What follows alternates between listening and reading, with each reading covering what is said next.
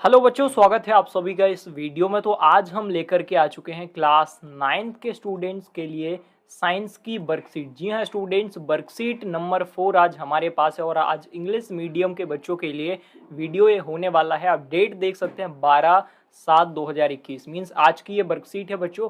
आज हम पूरी वर्कशीट को बड़ी अच्छी तरीके से समझेंगे और क्वेश्चन को भी सॉल्व करेंगे। So metal and non metals बच्चे आज का ये टॉपिक है। इस टॉपिक को आज हम कवर करेंगे, physical properties of metal and non metal. So सबसे पहले देखिए बच्चों, यहाँ पे metal can be melted and stressed into thin wires बच्चों। सो यहाँ पे देखिए मेटल जो है, यहाँ पे आप ये मेटल देख सकते हैं। ये मेटल को स्ट्रेच करके थिन वायर में बच्चों कन्वर्ट हम कर सकते हैं, मेल्ट करके। कैसा? मेल्ट करके इसको थिन वायर में कन्वर्ट कर सकते हैं। Metal can be melted and stressed into thin wire and the properties of metal to get stretched into thin wire is called ductility।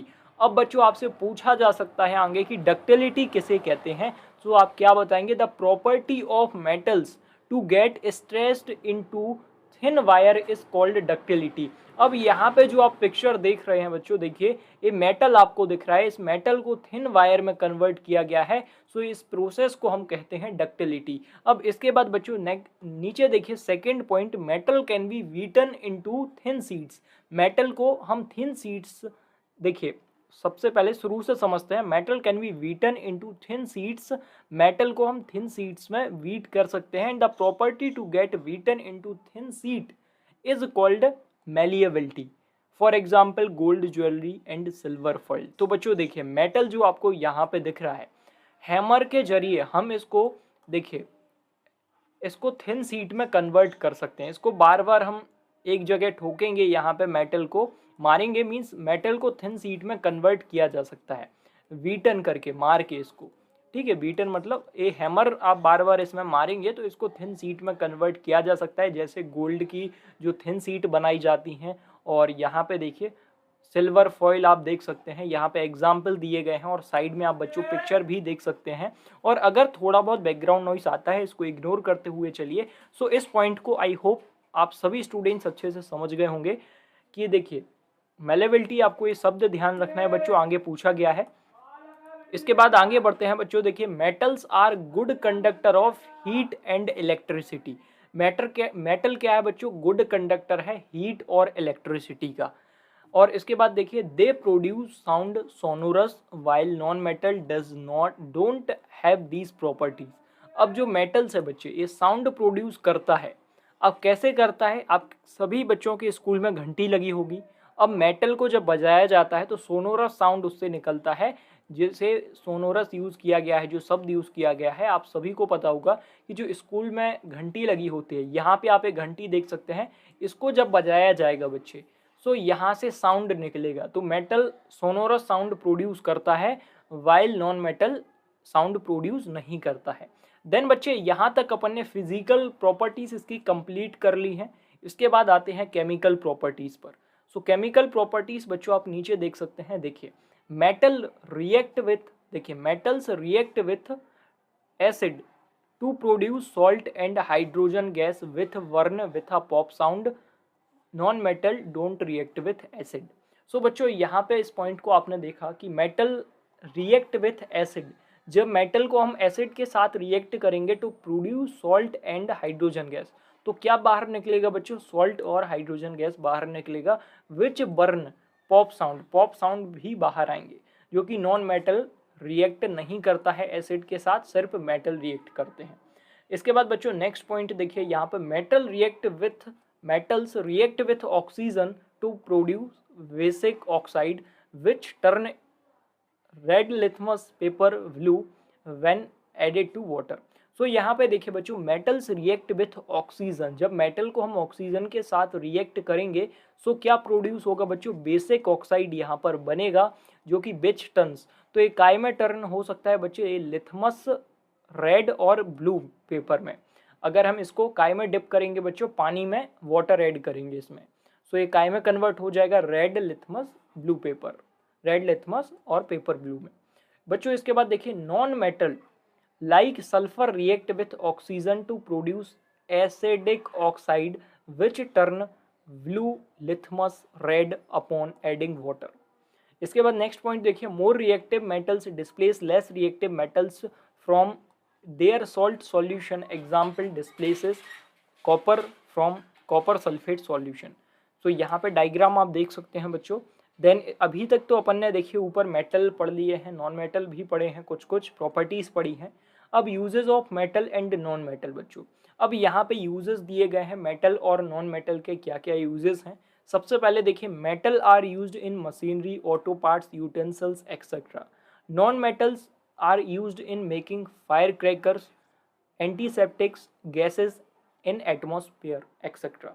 So metal का यूज कहाँ होता है बच्चों? मशीनरी में होता है, ऑटो पार्ट्स में होता है और यूटेंसिल्स में होता है। और नॉन मेटल का उपयोग होता है फायर क्रैकर्स में, पटाखे बनाने में, पटाखे जो बनाए जाते हैं, एंटीसेप्टिक्स बनाए जाने में इसका प्रयोग होता है, और गैस इन एटमॉस्फेयर। इसके बाद बच्चों नीचे आप देख सकते हैं यहाँ पे एक्सेप्शन भी है कुछ। Mercury metal, bromine non metal, normally exist at liquid, phosphorus non metal react vigorously with water, sodium and potassium. तो यहाँ पे बच्चों एक्सेप्शन दिए गए हैं। अब हम डायरेक्ट आते हैं बच्चों क्वेश्चन आंसर पर। जो नीचे क्वेश्चन पूछे गए हैं इनके आंसर अब मैं आपको प्रोवाइड कराने वाला हूं। इसके बाद बच्चों यहाँ पे आगे देखिए कुछ क्वेश्चंस पूछे गए हैं जिनको हम सॉल्व करेंगे यहाँ पे। सब देखिए, चेक योर सेल्फ। सबसे पहला क्वेश्चन बच्चों आपको स्क्रीन पर दिख रहा होगा, name the non metal which is essential for breathing used as a water disinfectant. So सबसे पहले देखिए बच्चे, जो फर्स्ट यहाँ पे पूछा गया है इसमें असेंशियल फॉर ब्रीदिंग, तो ये आपका क्या हो जाएगा बच्चों? ऑक्सीजन हो जाएगा। क्या हो जाएगा बच्चे? ऑक्सीजन हो जाएगा।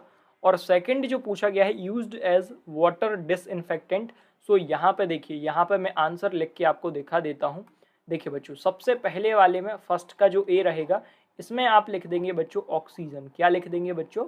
ऑक्सीजन। और जो बी वाला पूछा गया है बच्चों इसमें आप लिख देंगे फोस्फोरस, PHOS, फोस्फोरस लिख देंगे। देन इसी में बच्चों सेकंड क्वेश्चन जो पूछा गया है इसको अपन देख लेते हैं। देखिए यहाँ पे सेकंड क्वेश्चन आप देख सकते हैं, which metal and non metal exist in liquid forms at room temperature. So बच्चों इसका आंसर आप यहाँ पे देख सकते हैं। सबसे पहले देखिए मेटल्स जो पूछा गया है, सेकंड वाला है मेटल्स जो पूछा गया है बच्चों। देखिए मेटल्स में आप लिख देंगे मरकरी, ऊपर अपन ने पढ़ रखा था एक्सेप्शन में मरकरी। और जो सेकंड पूछा गया है नॉन मेटल, नॉन मेटल बच्चों जो पूछा गया है नॉन मेटल्स, इसमें आप लिख देंगे बच्चों क्या? ब्रोमीन। क्या लिख देंगे बच्चों? ब्रोमीन आपको यहाँ पे लिख देना है। देन बच्चों इसके बाद थर्ड क्वेश्चन पे अपन आ जाते हैं। देखिए डिफाइन डक्टिलिटी एंड मेलेबिलिटी। तो यहाँ पे आपको डक्टिलिटी और मेलिएबिलिटी की डेफिनेशन देना है बच्चों। ऊपर अपन ने पढ़ रखी है, आपने यहाँ पे समझ ली होगी डेफिनेशन। देखिए यहाँ पे आपको मिल जाएगी, एक सेकंड में रब कर देता हूँ बच्चों। सो यहाँ पे आप देख सकते हैं सबसे पहले द प्रॉपर्टी ऑफ मेटल। देखिए the property of metal to get stretch into thin wire is called ductility, ये आपकी डक्टिलिटी हो जाएगी। Then second malleability, the property to get beaten into thin sheets is called malleability, so ये आपकी malleability हो जाएगी।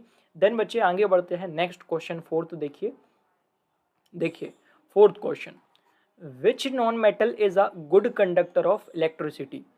So good conductor of electricity बताना है, क्या है? नॉन मेटल बताना है आपको। सो फोर्थ का आंसर क्या हो जाएगा बच्चों? ग्रेफाइट।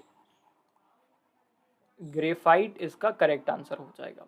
देन इसके बाद फिफ्थ क्वेश्चन देखिए लास्ट है, what is the nature of metal and non metal oxide. So यहाँ पे इसका आंसर मैं आपको लिख के बता देता हूँ, आपको भी लिख लेना है। सबसे पहले इनको अपन रब कर देते हैं ताकि आपको किसी भी तरीके की दिक्कत ना हो बच्चे आंसर लिखने में। इसको रब कर देते हैं, एक सेकंड। और बच्चों डेली वीडियोस अपलोड किए जा रहे हैं, चैनल को सब्सक्राइब कर लीजिए और वीडियो को लाइक कर दीजिए। अब फिफ्थ क्वेश्चन का आंसर आपको यहाँ पर मिलने वाला है बच्चे।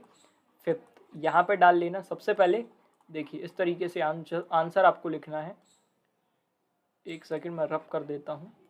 तो इस तरीके से लिखना है। देखिए द नेचर, यहाँ पे आप लिखेंगे the nature of metal oxide, the nature of metal oxides is alkaline.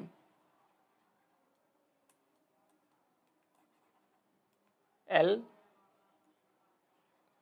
इस तरीके से आपको लिख देना है। और इसी में आप लिख देंगे सेकेंड नंबर पे the nature of non metal oxide. यहाँ पे देखिए मैं अभी कंप्यूटर में लिख रहा हूँ तो सही राइटिंग नहीं आ रही है, लेकिन आपको अच्छे से लिख लेना है। एसिडिक, यहाँ पे एल्कलाइन मेन है अपना और यहाँ पे एसिडिक, इस तरीके से आपको फिफ्थ क्वेश्चन का आंसर बच्चों लिख देना है।